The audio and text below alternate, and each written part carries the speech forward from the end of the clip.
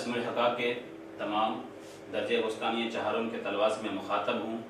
آج میں آپ حضرات کے سامنے الفقہ المیسر کی جو کتابیں ہیں اس میں دینیات کا مضمون جو ہے، جو صلاۃ المسافر جو عنوان ہے صلاۃ المسافر، اس کے تعلق سے جو چند عبارتیں ہیں اس کی میں توضیح اور تشریح کرنا چاہتا ہوں۔ صاحب کتاب نے عنوان باندھا ہے صلاۃ المسافر کا، کہ مسافر کی نماز کیسی ہو،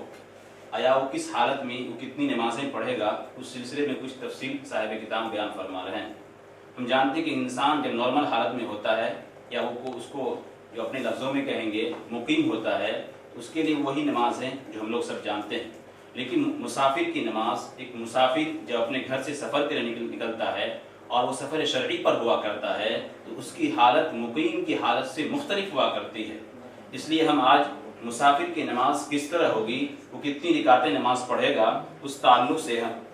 صاحب کتاب فرما رہے ہیں۔ صاحب کتاب سب سے پہلے قرآن کریم کی ایک آیت لکھ رہے ہیں کہ قال اللہ تعالی وَإِذَا ضَرَبْتُمْ فِي الْأَرْضِ فَلَيْسَ عَلَيْكُمْ جُنَاحٌ أَن تَقْصُرُوا مِنَ الصَّلَاةِ۔ اس کا سیدھا اور صاف ترجمہ یہ ہے کہ جب تم زمین میں سفر کرو فَلَيْسَ عَلَيْكُمْ جُنَاحٌ، کہ تمہارے اوپر کوئی حرج نہیں ہے کہ تم نماز میں قصر کرو۔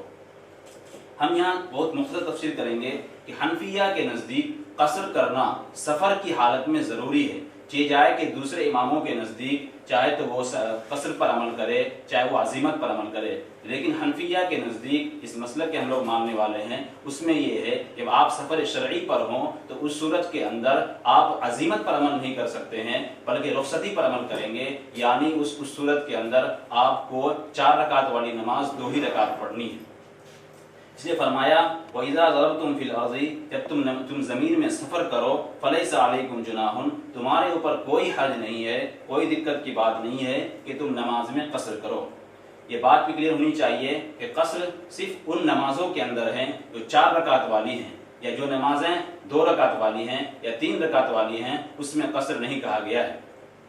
چنانچہ صاحب کتاب قرآن کریم کی آیت کو لکھنے کے بعد آگے ایک حدیث بیان فرما رہے ہیں جو بخاری اور مسلم کی حدیث ہے۔ فرمایا وروى البخاری ومسلم عن انس رضی اللہ عنہ قال خرجنا مع رسول اللہ صلی اللہ علیہ وسلم من المدینة الى مکہ فكان يصلي ركعتين حتى رجعنا الى المدینہ۔ چنانچہ صاحب کتاب نے امام مسلم اور بخاری کی روایت کو نقل کر کے جو انس بن مالک رضی اللہ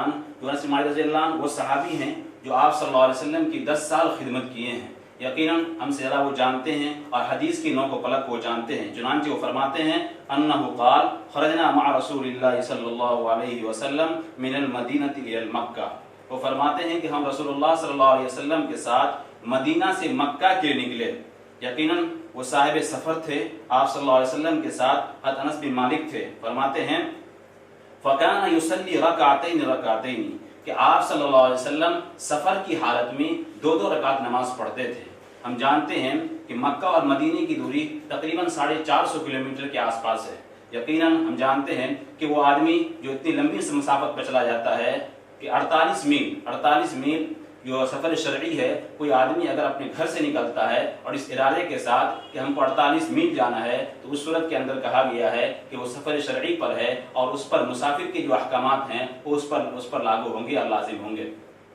چنانچہ فرمایا خرجنا مع رسول اللہ صلی اللہ علیہ وسلم کہ ہم رسول اللہ صلی اللہ علیہ وسلم کے ساتھ مدینہ سے مکہ کی طرف نکلے تو آپ صلی اللہ علیہ وسلم 4 رکعت کی بجائے 2 رکعت نماز پڑھتے تھے۔ اب فرمایا کب تک یہ نماز پڑھے؟ فرمایا حتی رجعنا الی المدینہ، یہاں تک کہ ہم مدینہ لوٹ کر آئے تو آپ صلی اللہ علیہ وسلم جب مدینہ پہنچ گئے تو پھر اب 4 رکعت والی نماز کو 4 رکعت پڑھنے لگے۔ اس سے واضح ہوتا ہے کہ سفر کی حالت میں یا وہ اگر بشرطے کہ وہ سفر شرعی ہو اس صورت کے اندر 4 رکعت والی نماز کو 2 رکعت ہی پڑھنا ہے۔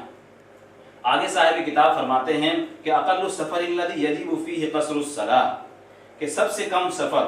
یعنی سفر کی وہ مقدار جس میں قصر واجب ہوتی ہے۔ اب فرمایا کہ جب آدمی سفر شرعی پر جاتا ہے، جب وہ مسافر کہلانے جاتا ہے، اس کو کیا شریعت کی جانب سے کیا رخصت دی گئی ہے، کیا چھوٹ دی گئی ہے۔ صاحب کتاب آگے فرماتے ہیں وَيُرَخَّصُ فِيهِ الْإِفْطَارُ فِي رَمَضَانَ وَمَا كَانَتْ مُسَافَتُهُ 3 أيام، فرمایا کہ رمضان کے مہینے میں اسے افطار کی اجازت دی گئی ہے۔ یہ بات واضح ہونی چاہیے کہ نماز کے سلسلے میں تو یہ ضروری ہے کہ اس کو قصری کرنا ہے، 4 رکعت بڑی نماز کو 2 ہی رکعت پڑھنا ہے، لیکن روزے کے بارے میں کہا گیا ہے چاہے تو وہ افطار کر لے یعنی روزہ نہ رکھے، چاہے تو وہ روزہ بھی رکھ سکتا ہے، یہ رخصت دی گئی، یہ لازم نہیں کیا گیا ہے وہ روزہ رکھ ہی نہیں سکتا ہے۔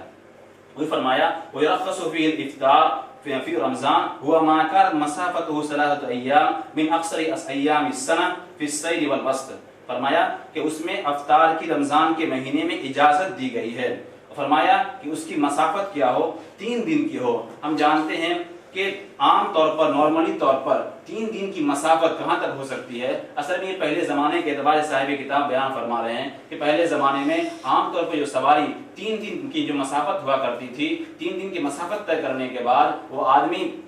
اس آدمی کے اوپر سفر شرعی کا حکم لاگو